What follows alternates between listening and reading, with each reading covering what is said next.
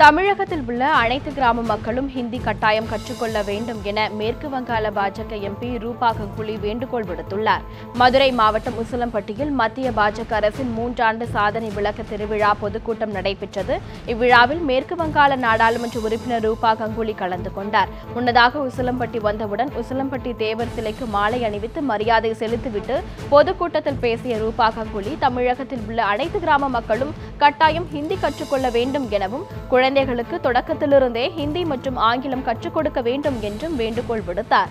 மேலும் இந்தியாவில் உள்ள அனைத்து மாநிலங்களிலும் தாய்மொழியை அடுத்து சுமார் 3 மொழிகள் வரை கற்று வைத்திருக்கையில் தமிழகத்தில் ஏன் பிற மொழிகளை கற்றுக்கொள்ள ஆர்வம் காட்டுவதில்லை என கேட்ட அவர் இந்த நிலையை மாற்ற வேண்டும் எனவும் கேட்டுக்கொண்டார். பாட்டாளி மக்கள் கட்சி ஆட்சிக்கு வந்தால் ஒட்டன்சத்திரத்தில் உள்ள காய்கனி சந்தையில் விவசாயிகள் பயன்பெறும் வகையில் குளிர்சாதன வசதி ஏற்படுத்தி தரப்படும் என அன்புமணி ராமதாஸ் தெரிவித்துள்ளார். இந்தியா முழுவதும் மதுபான கடைகளை மூட வழிவகை செய்த அன்புமணி ராமதாசுக்கு திண்டுக்கல் மாவட்டம் ஒட்டன்சத்திரத்தில் பாராட்டு விழா நடைபெற்றது. இந்த விழாவில் பங்கேற்ற அவர் தமிழகத்தில் மிகப்பெரிய காய்கனி சந்தையான ஒட்டன்சத்திரம் காந்தி சந்தையில் விவசாயிகளுக்கு பயன்பெறும் வகையில் காய்கனிகளை பதப்படுத்தக்கூடிய குளிர்பதன கிடங்குகள் எந்த ஆட்சியிலும் அமைக்கப்படவில்லை என குற்றம் சுமத்தினார். ஒட்டன்சத்திரம் விவசாயம் என்றாலே முருங்கைக்காய்க்கு பெயர் பெற்றது என்ற அவர் பாட்டாளி மக்கள் கட்சி ஆட்சிக்கு வந்தால் ஒட்டன்சத்திரத்தில் முருங்கை ஆராய்ச்சி மையம் அமைத்து மருத்துவ சக்தி நிறைந்த முருங்கையை உலகம் முழுவதும் ஏற்றுமதி செய்ய வழிவகைகள் காணப்படும் என்றார். மேலும் காய்கனி சந்தையில் விவசாயிகள் பயன்பெறும் வகையில் குளிர்சாதன வசதி ஏற்படுத்தி தரப்படும் என்றும் பரப்பலாறு அணையை தூர்வார நடவடிக்கை எடுக்கப்படும் என்றும் அவர் உறுதியளித்தார். ஓசூர் அரசு மருத்துவமனைக்கு தினமும் 500க்கும் மேற்பட்ட நோயாளிகள் காய்ச்சல் பாதிப்பால் சிகிச்சை பெற வரும் நிலையில் மர்ம காய்ச்சல் பாதிப்பு அதிகரித்து வருவதாக பொதுமக்கள் புகார் தெரிவித்துள்ளனர். தமிழக கர்நாடக எல்லையில் ஓசூர் நகரம் அமைந்துள்ளதால் பல மொழி பேசும் மக்கள் வசித்து வருகின்றனர். இதனால் தமிழகம் உட்பட தென் மாநிலங்களில் எந்த நோயின் தாக்கம் ஏற்பட்டாலும் அது ஓசூரில் வேகமாக பரவுகிறது. ஓசூர் நகராட்சியில் உள்ள 45 வார்டுகளில் சுகாதார பணிகள் கேள்விக்குறியாகியுள்ள நிலையில் கடந்த 1 மாதமாக மர்ம காய்ச்சல் தாக்கம் அதிகமாக உள்ளதாக பொதுமக்கள் தெரிவித்துள்ளனர். கடந்த 1 வாரத்தில் மட்டும் 35க்கும் மேற்பட்டோர் ஓசூர் அரசு மருத்துவமனையில் இருந்து மர்ம காய்ச்சல் காரணமாக தர்மபுரி அரசு மருத்துவமனைக்கு அனுப்பி வைக்கப்பட்டுள்ளதாக கூறப்படுகிறது. ஓசூர் அரசு மருத்துவமனைக்கு தினமும் வரும் 900க்கும் மேற்பட்ட வெளி நோயாளிகளில் 500க்கும் மேற்பட்டோர் காய்ச்சல் பாதிப்பிற்காக சிகிச்சை பெற வருகின்றனர் என்றும் இதில் 15க்கும் மேற்பட்டோருக்கு மர்ம காய்ச்சல் பாதிப்பு உள்ளது என்றும் ஆனால் சுகாதார பணிகளை மேற்கொள்வதில் அதிகாரிகள் மெத்தனம் காட்டி வருகின்றனர் என்றும் பொதுமக்கள் புகார் தெரிவித்துள்ளனர். பழனி அரசு மருத்துவமனையில் இரவு பணியில் இருந்த மருந்தாளுநர் குடிபோதையில் இருந்ததால் நோயாளிகளும் பொதுமக்களும் வெகுவாக பாதிக்கப்பட்டனர். பழனி அரசு மருத்துவமனைக்கு நாள்தோறும் 100க்கும் மேற்பட்ட வெளி நோயாளிகள் சிகிச்சைக்காக வந்து செல்கின்றனர். மருத்துவமனையில் நோயாளிகளுக்கு மருந்து வழங்க மருந்தகம் தனியாக செயல்பட்டு வருகின்றது. இந்த நிலையில் மருந்தகத்திற்கு இரவு நேர பணிக்கு வந்த மருந்தாளுநர் நவநீதன் குடித்துவிட்டு பணிக்கு வந்ததாக பொதுமக்கள் புகார் தெரிவித்துள்ளனர். போதையில் இருந்த நவநீதன் மருந்து வாங்க வந்தவர்களிடம் தகராறு செய்ததாகவும் நோயாளிகளுக்கு தவறான மருந்துகளை அளித்ததாகவும் கூறப்படுகிறது. இதனை அறிந்த நவநீதனின் மனைவி நோயாளிகளுக்கு மருந்துகளை எடுத்துக் கொடுத்தார். மேலும் கணவரின் செயலுக்காக அவர் நோயாளிகளிடம் மன்னிப்பும் கேட்டுக்கொண்டார். தகவல் அறிந்து வந்த மருத்துவ அதிகாரிகள் நவநீதன் மீது துறை ரீதியிலான நடவடிக்கை எடுப்பதாக உறுதியளித்தனர். சேலம் மாவட்டம் ஓமலூர் அனைத்து மகளிர் காவல் நிலையத்தில் நள்ளிரவில் 2 காதல் ஜோடிகள் ஒரே நேரத்தில் பாதுகாப்பு கேட்டு தஞ்சம் அடைந்ததால் பரபரப்பு ஏற்பட்டது. சேலம் மாவட்டம் தாரமங்கலம் அருகே உள்ள கருகப்பட்டி பகுதியைச் சேர்ந்த மாணிக்கம் மகள் சுஷ்மிதா தனியார் கல்லூரியில் 2ஆம் ஆண்டு பட்டப்படிப்பு படித்து வருகிறார். இவரும் அதே பகுதியைச் சேர்ந்த சரவணன் என்ற கூலி தொழிலாளியும் பல மாதங்களாக காதலித்து வந்துள்ளனர். இந்த காதலுக்கு சுஷ்மிதாவின் பெற்றோர் எதிர்ப்பு தெரிவித்ததால் வீட்டை விட்டு வெளியேறி தாரமங்கலம் அருகே உள்ள கோவிலில் திருமணம் செய்து கொண்டனர். இதேபோன்று ஓமலூர் அருகே உள்ள பூசாரிப்பட்டி பகுதியைச் சேர்ந்த கணேசன் மகள் மோகனா ஒருவரை காதலித்து வந்துள்ளார். இந்த ஜோடியும் பெற்றோர்களின் எதிர்ப்பை மீறி திருமணம் செய்து கொண்டது. இந்த 2 ஜோடிகளும் நள்ளிரவில் ஒரே நேரத்தில் பாதுகாப்பு கேட்டு ஓமலூர் அனைத்து மகளிர் காவல் நிலையத்தில் தஞ்சமடைந்தனர். அவர்களுடைய பெற்றோர்கள் மற்றும் உறவினர்கள் நள்ளிரவு நேரத்தில் காவல் நிலையத்துக்கு வந்ததால் பரபரப்பு ஏற்பட்டது. காஞ்சிபுரம் அருகே கள்ளச்சாராய விற்பனையை தடுக்க நடவடிக்கை எடுக்காத போலீசாரை கண்டித்து கிராம மக்கள் அரசு பேருந்தை சிறைப்பிடித்தனர். காஞ்சிபுரம் மாவட்டம் மதுராந்தகம் வட்டத்தில் உள்ள சிறுதாமூர் கிராமத்தில் 150 குடும்பங்கள் வசித்து வருகின்றன. இந்த பகுதியில் தனிநபர் ஒருவர் திண்டிவனம் பகுதியில் இருந்து கள்ளச்சாராய பாக்கெட்டுகளை வாங்கி வந்து விற்பனை செய்து வருவதாக பொதுமக்கள் தொடர்ந்து புகார் தெரிவித்து வந்தனர். கள்ளச்சாராய விற்பனை காரணமாக அப்பகுதி மக்கள் பெருத்த இன்னலுக்கு ஆளாவதாக தெரிவித்து பலமுறை ஓரத்தி போலீசாருக்கு அவர்கள் தகவல் அளித்துள்ளதாகவும், ஆனால் போலீசார் எந்தவித நடவடிக்கையும் எடுக்கவில்லை என்றும் கூறப்படுகிறது. இதனால் ஆத்திரமடைந்த 50க்கும் மேற்பட்ட கிராம மக்கள் ஒன்றிணைந்து ஓரத்தியிலிருந்து திண்டிவனம் நோக்கி சென்ற அரசு பேருந்தை சிறைப்பிடித்து போராட்டத்தில் ஈடுபட்டனர். இதுகுறித்து தகவல் அறிந்து வந்த ஓரத்தி போலீசார் உரிய நடவடிக்கை எடுப்பதாக உறுதி அளித்ததன் பேரில் அரசு பேருந்தை கிராம மக்கள் விடுவித்து அனுப்பினர். கிருஷ்ணகிரி அணையிலிருந்து முதல் போக சாகுபடிக்கு தண்ணீர் திறக்க கோரிக்கை விடுத்துள்ள விவசாயிகள் கால்வாய்கள் தூர்வாரப்படாததால் கடைமடை விவசாயிகளுக்கு தண்ணீர் வந்து சேராது என கவலை தெரிவித்துள்ளனர். கர்நாடக மாநிலம் நந்தி ஹில்ஸ் மலையில் உருவாகும் தென்பெண்ணையாறு தமிழகத்தில் கிருஷ்ணகிரி, தருமபுரி, திருவண்ணாமலை, விழுப்புரம் மாவட்டம் வழியாக கடலூரில் வங்கக்கடலில் கலக்கிறது. கிருஷ்ணகிரியை அடுத்த பெரியமுத்தூர் அருகே தென்பெண்ணை ஆற்றின் குறுக்கே KRP அணை கட்டப்பட்டு தண்ணீர் தேக்கி வைக்கப்பட்டு பாசனத்துக்கு பயன்படுத்தப்பட்டு வருகின்றது. அணை பாசனம் மூலம் திம்மாபுரம், மலையாண்டஹள்ளி, தேர்பட்டி, அவதானப்பட்டி, பெரியமுத்தூர், வேலம்பட்டி, காவேரிப்பட்டினம் உள்ளிட்ட 16 ஊராட்சிகளில் உள்ள சுமார் 9012 ஏக்கர் நிலம் பாசன வசதி பெறுகிறது. ஆண்டுதோறும் ஜூன் மாதத்தில் முதல் போக நெல் சாகுபடிக்கு KRP அணையிலிருந்து இடது மற்றும் வலதுபுற கால்வாய் மூலம் தண்ணீர் திறப்பது வழக்கம். தற்போது போதுமான தண்ணீர் உள்ள நிலையில் பாசனத்துக்கு தண்ணீர் திறந்துவிட விவசாயிகள் கோரிக்கை விடுத்துள்ளனர். பருத்தி ஆடைகளுக்கு மாற்றாக ஆஸ்திரேலிய மெரினோ கம்பளி பயன்படுத்துவது தொடர்பாக திருப்பூரில் நடந்த தொழில்நுட்ப கருத்தரங்கில் ஏராளமான ஏற்றுமதியாளர்கள் பங்கேற்றனர். ஆயத்த ஆடை தயாரிப்பில் முன்னணியில் உள்ள திருப்பூர் பின்னலாடை உற்பத்தியாளர்கள் ஆடை தயாரிக்க பருத்தியையே பயன்படுத்துகின்றனர்.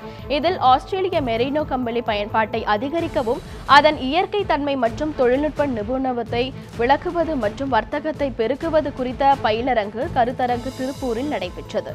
கம்பளிக்கான உலகளாவிய ஆணையமாக திகழும் உல்மார்க் நிறுவனமும் திருப்பூர் ஏற்றுமதியாளர் சங்கமும் இணைந்து இந்த கருத்தரங்கை நடத்தின. இதில் ஹாங்காங்கைச் சேர்ந்த நிட்டிங், டையிங், பினிஷிங் நிபுணரான பிரெண்டாயாங் உள்ளிட்டோர் பங்கேற்று பல்வேறு தகவல்களை அளித்தனர். ஏராளமான பின்னலாடை உற்பத்தியாளர்கள் இந்த கருத்தரங்கத்தில் பங்கேற்றனர். திருச்சி மாவட்டம் மணப்பாறையில் குடிநீரில் புழுக்கள் இருந்ததாக புகார் எழுந்ததை தொடர்ந்து நகராட்சி ஆணையர் உடனடியாக நேரில் ஆய்வு செய்தார். திருச்சி மாவட்டம் மணப்பாறை நகராட்சியில் 27 வார்டுகளில் வசிக்கும் பொதுமக்கள் குடிநீர் பற்றாக்குறை காரணமாக பாதிக்கப்பட்டுள்ளனர்.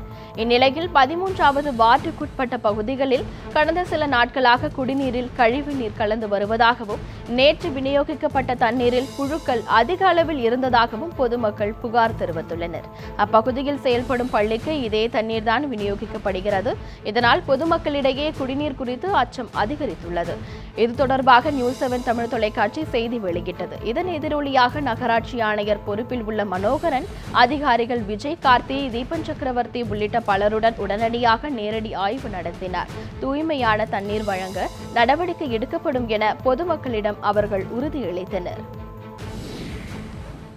நாகப்பட்டினத்தில் துக்கம் விசாரிக்க சென்ற அதிமுக அம்மா அணி நாகை ஒன்றிய செயலாளரை உருட்டுக்கட்டையால் தாக்கிய மார்க்சிஸ்ட் கம்யூனிஸ்ட் கட்சியினரை போலீசார் தேடி வருகின்றனர். படுகாயமடைந்த ஒன்றிய செயலாளர் அரசு மருத்துவமனையில் சிகிச்சைக்காக அனுமதிக்கப்பட்டுள்ளார். நாகையை அடுத்த அகரபுரத்தூரைச் சேர்ந்த குணசேகரன் அதிமுக அம்மா அணியின் ஒன்றிய செயலாளர் பதவி வகித்து வருகிறார். இவருக்கும் அதே பகுதியில் வசிக்கும் மார்க்சிஸ்ட் கம்யூனிஸ்ட் கட்சியைச் சேர்ந்த சுகுமாரன் என்பவருக்கும் முன் விரோதம் இருந்துள்ளது. இந்நிலையில் கட்சிக்காரர் ஒருவர் உயிரிழந்ததால் துக்கம் விசாரிக்க ஆதரவாளர்களுடன் குணசேகரன் சென்றபோது சுகுமாரன் மற்றும் அவரது உறவினர்கள் 30க்கும் மேற்பட்டோர் உருட்டுக்கட்டை மற்றும் ஆயுதங்களுடன் சென்று தாக்குதல் நடத்தியுள்ளனர். இதில் படுகாயமடைந்து மயங்கி விழுந்த குணசேகரனை அங்கிருந்தோர் மீட்டு நாகை அரசு மருத்துவமனைக்கு அனுப்பி வைத்தனர். சரக்கு மற்றும் சேவை வரி விதிப்பை மத்திய அரசு மறுபரிசீலனை செய்து குறைப்பதற்கு நடவடிக்கை எடுக்க வேண்டும் என்று கரூரில் பேசிய பாட்டாளி மக்கள் கட்சியின் தலைவர் GK மணி வலியுறுத்தியுள்ளார். கரூரில் பாட்டாளி மக்கள் கட்சியின் நிர்வாகிகள் ஆலோசனை கூட்டம் நடைபெற்றது. இதில் கலந்து கொண்ட ஜி.கே. மணி பின்பு செய்தியாளர்களிடம் பேசினார். அப்போது நீட் தேர்வு தமிழகத்திற்கு ஏற்புடையதல்ல என்றும் சிபிஎஸ்இ தரத்திற்கு இணையாக தமிழகத்தில் பாடத்திட்டங்கள் இல்லை என்றும் தெரிவித்தார். மேலும் நீட் தேர்வு முடிவு வந்தால் கிராமப்புற மாணவர்களுக்கு மருத்துவ படிப்பு எட்டாக்கணியாக மாறிவிடும் என்றார். பின்னர் தமிழகத்தில் ஆளும் கட்சியாக உள்ள அதிமுக ஸ்திரத்தன்மையற்ற நிலையில் உள்ளது என்றும் அவர் சட்டமன்ற தேர்தல் எப்போது அறிவிக்கப்பட்டாலும் அதை சந்திக்க பாட்டாளி மக்கள் கட்சி தயாராக உள்ளதும் என்றார். சரக்கு மற்றும் சேவை வரி விதிப்பு குறித்து கருத்து தெரிவித்த அவர் இதை மத்திய அரசு மறுபரிசீலனை செய்ய வேண்டும் எனவும் கேட்டுக்கொண்டார். விழுப்புரம் மாவட்டம் கள்ளக்குறிச்சி அருகே ஏரிக்கரை சாலையில் கொலை செய்யப்பட்டு கிடந்த இளம்பெண் அடையாளம் கண்டறியப்பட்டுள்ளதாக போலீசார் தெரிவித்துள்ளனர். விழுப்புரம் மாவட்டம் கள்ளக்குறிச்சி அருகே தோப்பூர் ஏரிக்கரை சாலையில் கழுத்தறுக்கப்பட்ட நிலையில் இளம்பெண் ஒருவர் இறந்து கிடந்தார். இந்த பெண் யார் என போலீசார் விசாரணை நடத்தி வந்தனர். இந்நிலையில் அவர் சின்னசேலம் அருகே உள்ள பூண்டி கிராமத்தைச் சேர்ந்த சுகந்தி என்றும் இவருக்கு திருமணமாகி 2 குழந்தைகள் இருந்த நிலையில் கணவர் உயிரிழந்து 18 மாதங்கள் ஆகிறது என்றும் கண்டுபிடிக்கப்பட்டுள்ளது. மேலும் இவர் கச்சிராபாளையத்தில் நடைபெற்ற கோவில் திருவிழாவில் பங்கேற்பதற்காக உறவினர் வீட்டிற்கு வந்தபோது மர்ம நபர்கள் அவரை கடத்தி சென்று கொலை செய்துவிட்டு காதணி மற்றும் நகைகளை திருடிச் சென்றதாகவும் தெரியவந்துள்ளது. இருப்பினும் பாலியல் துன்புறுத்தல் மூலம் கொன்றுவிட்டு அதை மறைப்பதற்காக நகைகள் திருடப்பட்டுள்ளனவா என்பது குறித்து பல்வேறு கோணங்களில் போலீசார் விசாரணையை தொடங்கியுள்ளனர். விருதுநகர் அருகே பணியின் போது மின்சாரம் தாக்கி பலியான தற்காலிக மின் பணியாளரின் உடலை வாங்க மறுத்து உறவினர்கள் போராட்டத்தில் ஈடுபட்டனர். விருதுநகர் அருகே உள்ள தாதம்பட்டியில் உள்ள மின்சார அலுவலகத்தில் தற்காலிக ஊழியராக பணியாற்றியவர் ஈஸ்வரன் பணியின் போது மின்சாரம் தாக்கி உயிரிழந்தார். அவரது உடலை கைப்பற்றிய காவல்துறையினர் விருதுநகர் அரசு மருத்துவமனைக்கு உடற்கூறு ஆய்வுக்காக அனுப்பி வைத்துள்ளனர். 3 பேர் இணைந்து செய்யக்கூடிய வேலையை ஒருவரை மட்டுமே வைத்து மின்சார வாரிய அதிகாரிகள் மேற்கொண்டதால் தான் இந்த உயிரிழப்பு ஏற்பட்டதாக குற்றம் சுமத்திய ஈஸ்வரனின் உறவினர்கள் உடலை வாங்க மறுத்து போராட்டம் நடத்தினர். 15 லட்சம் ரூபாய் இழப்பீடு வழங்க வேண்டும் என்றும் மின்வாரிய அதிகாரிகள் மீது நடவடிக்கை எடுக்க வேண்டும் என்றும் அவர்கள் கோரிக்கை விடுத்தனர். இதனையடுத்து வட்டாட்சியர் உள்ளிட்ட அதிகாரிகள் நடத்திய பேச்சுவார்த்தைக்கு பின்னர் அவர்கள் உடலை பெற்றுச் சென்றனர். மலேசியாவிலிருந்து திருப்பி அனுப்பப்பட்ட மதிமுக பொதுச் செயலாளர் வைகோ நேற்றிரவு சென்னை திரும்பினார். இலங்கை அரசின் அழுத்தம் காரணமாகவே தனக்கு அனுமதி மறுக்கப்பட்டதாக அவர் குற்றம் சாட்டினார். மலேசியாவில் பினாங்கு துணை முதல்வர் ராமசாமியின் இல்ல திருமண விழாவில் கலந்து கொள்வதற்காக சென்ற வைகோ அங்கு கோலாலம்பூர் விமான நிலையத்தில் தடுத்து நிறுத்தப்பட்டார். பின்னர் அங்கிருந்து விமானம் மூலம் திருப்பி அனுப்பப்பட்டார். சென்னை வந்த அவர் விமான நிலையத்தில் செய்தியாளர்களை சந்தித்தார். அப்போது பேசிய அவர் மலேசிய விமான நிலையத்தில் தான் கைதி போல் நடத்தப்பட்டதாக கூறினார். இலங்கை அரசின் அழுத்தம் காரணமாகவே மலேசிய அரசு தனக்கு அனுமதி மறுத்ததாகவும் வைகோ குற்றம் சாட்டினார். இந்த விவகாரத்தில் மலேசிய அரசின் செயல் கண்டனத்திற்கு உரியது என்றும் அவர் தெரிவித்தார். இந்த சம்பவத்திற்காக மலேசியாவில் உள்ள இந்திய தூதர் கவலை தெரிவித்தார் என்று வைகோ தெரிவித்தார். மேலும் தனக்காக குரல் கொடுத்த மு.க. ஸ்டாலின், விஜயகாந்த், திருநாவுக்கரசர், திருமாவளவன், ஜி.கே. வாசன் ஆகியோருக்கு வைகோ நன்றி கூறினார். சென்னையில் விவசாயிகளை கைது செய்தால் நிர்வாண போராட்டம் நடத்தப்போவதாக தேசிய தென்னிந்திய நதிகள் இணைப்பு விவசாயிகள் சங்க ஒருங்கிணைப்பாளர் ஐயா கண்ணு எச்சரித்துள்ளார். விவசாயிகளின் கடனை தள்ளுபடி செய்ய வேண்டும் உள்ளிட்ட பல்வேறு கோரிக்கைகளை வலியுறுத்தி சென்னை சேப்பாக்கத்தில் ஐயா கண்ணு தலைமையில் விவசாயிகள் போராட்டம் நடத்தி வருகின்றனர். இது தொடர்பாக செய்தியாளர்களிடம் பேசிய ஐயா கண்ணு போராட்டத்திற்கு காவல்துறை அனுமதி மறுத்துள்ளதாகவும் இருப்பினும் இன்று முதல்வரை சந்திப்பதற்கு அனுமதி வாங்கியிருப்பதாகவும் அவர் கூறினார். மேலும் காவல்துறை தங்களை கைது செய்தால் நிர்வாணமாகத்தான் அழைத்துச் செல்ல முடியும் என்றும் அவர் எச்சரிக்கை செய்தார். தமிழகத்தில் பொறியியல் படிப்புகளுக்கு 1,40,451 மாணவ மாணவிகள் விண்ணப்பித்திருப்பதாக அண்ணா பல்கலைக்கழகம் தெரிவித்துள்ளது. தமிழகத்தில் பொறியியல் கல்லூரிகளில் சேர அண்ணா பல்கலைக்கழகம் ஆண்டுதோறும் கலந்தாய்வை நடத்தி வருகிறது. இந்த ஆண்டு பொறியியல் படிப்புகளுக்கு விண்ணப்பிக்க கடந்த மே மாதம் 1ஆம் தேதி முதல் மாணவ மாணவிகள் ஆன்லைனில் பதிவு செய்தனர். அவர்கள் பதிவு செய்து +2 மதிப்பெண்களை நிரப்பி அந்த படிவத்தை பதிவிறக்கம் செய்து அண்ணா பல்கலைக்கழகத்திற்கு அனுப்பினர். இதற்கான அவகாசம் கடந்த 3ஆம் தேதியுடன் முடிவடைந்தது. விண்ணப்பங்களை அண்ணா பல்கலைக்கழக அதிகாரிகள் கணக்கிட்டு வந்தனர். இதில் 1,40,451 விண்ணப்பங்கள் வந்திருப்பது தெரியவந்துள்ளது. தமிழக அரசை கலைக்கும் எண்ணம் பாஜகவிற்கு இல்லை என அக்கட்சியின் தேசிய செயலாளர் ஹெச் ராஜா தெரிவித்துள்ளார். ராமநாதபுரம் மாவட்டம் பரமக்குடியில் மத்திய அரசின் 3 ஆண்டு சாதனைகள் குறித்த கருத்தரங்கம் நடந்தது. அதில் பேசிய ஹெச் ராஜா, தமிழகத்தில் ஜெயலலிதா மறைவுக்கு பிறகு அதிமுகவில் நிலையான தலைமை இல்லாமல் 3 அணிகளாக பிரிந்து போட்டி போட்டு வருகின்றனர் என்றார். கட்சியை முறையாக நடத்த முடியாமல் திண்டாடும் அதிமுகவினர் அவர்களாகவே கட்சியை அழித்து விடுவார்கள் என்றும் ஹெச் ராஜா கூறினார்.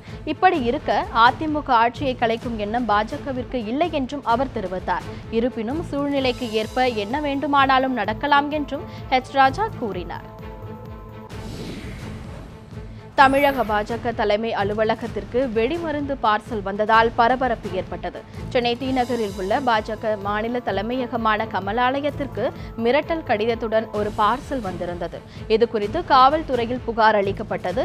இதனையடுத்து மோப்ப நாய்களுடன் விரைந்து வந்த வெடிகுண்டு நிபுணர்கள் மற்றும் காவல்துறையினர் தீவிர சோதனை மேற்கொண்டனர். அந்த பார்சலை போலீசார் பிரித்து பார்த்ததில் அதில் வெடிமருந்து இருந்தது தெரியவந்தது. இதனையடுத்து அதை போலீசார் ஆராய்ந்ததில் பட்டாசு தயாரிக்க பயன்படும் வீரியம் குறைந்த வெடிமருந்து என கண்டறியப்பட்டது. இதனால் பாஜக அலுவலகத்தில் பெரும் பரபரப்பு நிலவியது. இந்நிலையில் மிரட்டல் கடிதத்துடன் வெடிமருந்து அனுப்பிய மர்ம நபர் யார் என்பது குறித்து போலீசார் விசாரணை நடத்தி வருகின்றனர். இந்த பார்சல் கடந்த 6ஆம் தேதியே பாஜக அலுவலகத்திற்கு வந்ததாகவும் கூறப்படுகிறது. அதிமுகவில் தற்போது சசிகலாவிற்கு ஆதரவு அளித்து வரும் அனைவரும் இந்த 4 ஆண்டுகளில் எப்படி சம்பாதிக்கலாம் என்னும் மனநிலையில் உள்ளனர் என ஸ்ரீவைகுண்டம் அதிமுக எம்எல்ஏ சண்முகநாதன் குற்றம் சாட்டினார். தூத்துக்குடி மாவட்ட ஆட்சியர் வெங்கடேஷை நேரில் சந்தித்த சண்முகநாதன் மாவட்டம் மற்றும் தமது தொகுதியின் வளர்ச்சிப் பணிகள் குறித்து மனு அளித்தார். பின்னர் செய்தியாளர்களிடம் பேசிய அவர், அதிமுகவில் மறைந்த முன்னாள் முதல்வர் ஜெயலலிதா கட்சியின் அடுத்த தலைமைக்கு பன்னீர்செல்வத்தை தான் அடையாளம் காட்டினார் என்றும் சசிகலா மற்றும் அவரது குடும்பத்தினரை கட்சியிலிருந்து விலக்கி வைத்திருந்தார் என்றும் தெரிவித்தார். மேலும் உண்மையான அதிமுக தொண்டர்கள் OPS உடன் உள்ளனர் என்றும் சண்முகநாதன் அப்போது கூறினார். டிடிவி தினகரன் பிடியில் இருக்கும் அதிமுக எம்எல்ஏக்களை சஸ்பெண்ட் செய்ய வேண்டும் என OPS அணியைச் சேர்ந்த மதுசூதனன் வலியுறுத்தியுள்ளார். சென்னை தண்டையார்பேட்டையில் ஜெயலலிதா மகளிர் மன்றத்தை திறந்து வைத்து பல்வேறு நலத்திட்டங்களை மதுசூதனன் வழங்கினார். அப்போது பேசிய அவர், பெங்களூரு சிறையில் இருக்கும் சசிகலாவின் பிடியில்தான் இன்னமும் ஆட்சி நடந்து கொண்டிருப்பதாகவும், ஆனால் முதலமைச்சர் எடப்பாடி பழனிசாமி நாடகமாக்கிக் கொண்டிருப்பதாகவும் குற்றம் சாட்டினார். மேலும் தினகரனை சந்திக்கும் எம்எல்ஏக்களை கட்சியின் கட்டுப்பாட்டை மீறினார்கள் என ஏன் சஸ்பெண்ட் நடவடிக்கை எடுக்கவில்லை என்றும் அவர் கேள்வி எழுப்பினார். மேலும் சசிகலா குடும்பத்தை அறவே நீக்கினால் மட்டுமே அதிமுகவின் 2 அணிகளும் இணையும் என்றும் மதுசூதனன் கூறினார். சேலத்தில் சாலையோர உணவகங்களில் தரமில்லாத சுகாதாரக்கேடு விளைவிக்கும் வகையில் செயல்படும் உணவகங்கள் குறித்து நியூஸ் 7 தமிழில் செய்தி ஒளிபரப்பானதின் எதிரொலியாக மாவட்ட உணவு பாதுகாப்பு அதிகாரிகள் அதிரடி சோதனையில் ஈடுபட்டனர். சேலம் மாநகரில் அநேக பகுதிகளில் தள்ளுவண்டி கடைகள் மற்றும் சிறிய உணவகங்களில் தரமற்ற உணவுப் பொருட்கள் அதிக அளவில் விற்பனை செய்யப்படுகின்றது. மேலும் தள்ளுவண்டி கடைகளில் தட்டுகளில் இலைக்கு பதிலாக தொடர்ந்து பிளாஸ்டிக் கவர் உபயோகப்படுத்தப்பட்டு வருகின்றது. மேலும் உணவகங்களில் பயன்படுத்தப்படும் பல்வேறு பொருட்கள் உடல் நலத்துக்கு உபாதையை ஏற்படுத்தும் வகையில் உணவகங்களில் அலட்சியமாக செயல்பட்டு வருவதாக கடந்த வியாழக்கிழமை நியூஸ் 7 தமிழில் தீர்வு பாலம் நிகழ்ச்சியில் ஒளிபரப்பானது. இதனையடுத்து மாவட்ட உணவு பாதுகாப்பு அதிகாரிகள் பல்வேறு குழுக்களாக பிரிந்து அதிரடி சோதனையில் ஈடுபட்டனர். அப்போது சுகாதாரமற்ற முறையில் உணவு பண்டங்களை விற்பனை செய்வோர் மீது கடும் நடவடிக்கை எடுக்கப்படும் என அதிகாரிகள் எச்சரிக்கை செய்தனர். மீனவர்களின் பாதுகாப்பை உறுதி செய்யும் வகையில் இந்த ஆண்டு ஜூலை மாதத்தில் முதற்கட்டமாக 1000 மீனவர்களுக்கு வாக்கி டாக்கி கருவி வழங்கப்படும் என மீன்வளத்துறை அதிகாரிகள் தெரிவித்துள்ளனர். இதற்காக BSNL தொலைத்தொடர்பு நிறுவனத்துடன் ஒப்பந்தம் மேற்கொள்ளப்பட்டு பணிகள் வேகமாக நடைபெற்று வருவதாக அதிகாரிகள் கூறியுள்ளனர். முதற்கட்டமாக வரும் ஜூலை மாதம் 1000 மீனவர்களுக்கு இந்த கருவிகள் வழங்கப்படும் என்றும் 2 அல்லது 3 மாதத்திற்குள் அனைத்து மீனவ படகுகளுக்கும் வழங்கப்படும் என்றும் அவர்கள் கூறியுள்ளனர். இந்த திட்டம் மூலம் ஆபத்தான காலங்களில் காணாமல் போகும் படகுகளையும் மீனவர்களையும் எளிதில் கண்டறிய முடியும் என்பது குறிப்பிடத்தக்கது.